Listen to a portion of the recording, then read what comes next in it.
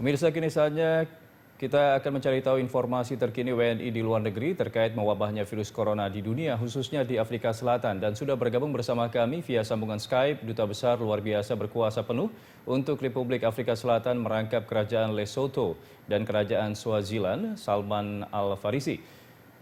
Pak Salman? Ya. Ya, Pak Salman, kita tahu bahwa Afrika Selatan mengkonfirmasi sebanyak 2.783 kasus COVID-19 di negaranya. Nah, salah satu yang terbesar tentunya ini di benua Afrika. Lalu bagaimana perkembangan kondisi penanganan virus corona di Afrika Selatan, Pak Salman? Baik, Pak Andra, sebetulnya untuk update pada hari ini, jumlah positif di Afrika Selatan sekarang sudah mencapai 3.034 orang dan yang dinyatakan sembuh sebesar 903 orang dan meninggal sekitar 52 orang. Nah, pemerintah Afrika Selatan juga sudah melakukan lebih dari 100.000 testing kepada seluruh masyarakat di berbagai bagian di Afrika Selatan. Sebagai respon dari peningkatan penyebaran penyakit ini tentu saja dilakukan berbagai tahap. Pada pertengahan bulan Maret sudah dinyatakan National State of Disaster dan dilanjutkan dengan kebijakan lockdown pada tanggal 26 Maret hingga tanggal 16 April. Tapi menjelang berakhirnya tanggal 16 April dilakukan perpanjangan lagi hingga akhir April. Namun di tengah bulan April ini terjadi juga satu upaya dari pemerintah Afrika Selatan untuk melakukan penyesuaian kebijakan lockdown, terutama dalam rangka untuk mendorong kegiatan ekonomi. Nah, dalam hal ini pemerintah Afrika Selatan melakukan pencabutan larangan ekspor produk-produk esensial, memberikan izin operasional perusahaan-perusahaan energi utamanya dan perusahaan-perusahaan tambang yang menjadi tulang punggung dari perekonomian Afrika Selatan, dan juga memberikan izin untuk pedagang informal yang ini merupakan keperluan dari pemerintah Afrika Selatan untuk memberi stimulasi ekonomi kepada mereka, terutama untuk penjualan produk-produk makanan.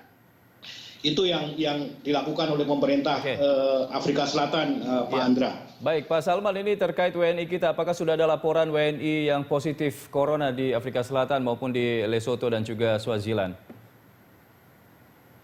Alhamdulillah sampai hari ini kita tidak ada laporan mengenai kejangkitan COVID-19 kepada warga negara kita.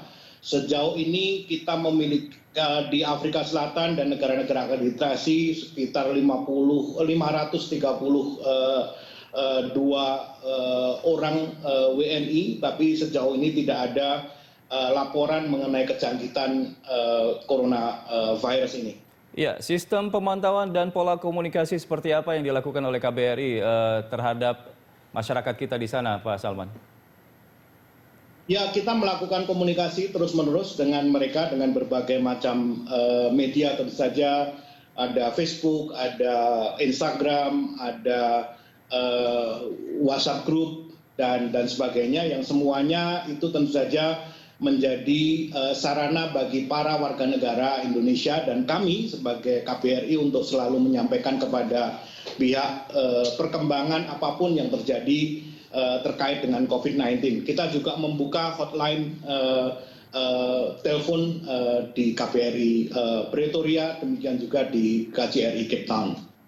Ya, Pak Salman, tadi Anda mengatakan bahwa pemerintah Afrika Selatan melakukan penyesuaian lockdown, kebijakan lockdown. Nah, ini kira-kira efeknya untuk kerjasama dagang antara Indonesia dan juga Afrika Selatan seperti apa ketika sudah ada penyesuaian atau kelonggaran dari kebijakan lockdown ini, Pak?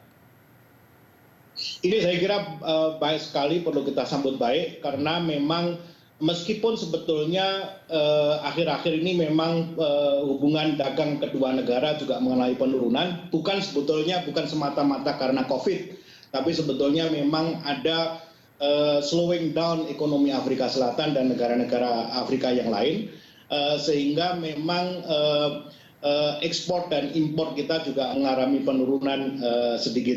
Nah, itu yang memang menjadi persoalan kita. Beberapa kegiatan pameran perdagangan terpaksa ditunda, dan beberapa pembicaraan bilateral terkait dengan kerjasama baik ekonomi, pertahanan maupun di bidang-bidang yang lain, perikanan dan sebagainya, mau tidak mau harus on hold untuk sementara waktu, tapi kita tentu saja akan terus-menerus melakukan berbagai pendekatan agar kegiatan-kegiatan kerjasama antara Indonesia dengan Afrika Selatan dan negara-negara akreditasi yang lain bisa berjalan dengan sebaik mungkin. Ya, dengan adanya kelonggaran lockdown nanti, aktivitas perdagangan apa yang paling bisa dilakukan nanti antara Indonesia dan juga Afrika Selatan, Pak Salman? Tentu saja produk-produk makanan dan produk-produk esensial akan sangat penting sekali untuk kita dorong. Ekspor kita ke Afrika Selatan untuk palm oil umpamanya, kelapa sawit, produk-produk kelapa sawit sekarang ini juga sangat besar. Ini saya kira menjadi poin penting bagi kita karena dalam rangka food security di Afrika Selatan, produk-produk itu sangat diperlukan. Produk-produk makanan seperti ekspor kita seperti mie instan, lalu juga produk-produk dari kelapa itu juga sangat dibutuhkan oleh Afrika Selatan. Ya, sejauh ini apakah ada opsi untuk memulangkan WNI dari Afrika Selatan, Pak Salman? Sejauh ini kita memiliki beberapa warga negara Indonesia yang terperangkap oleh lockdown.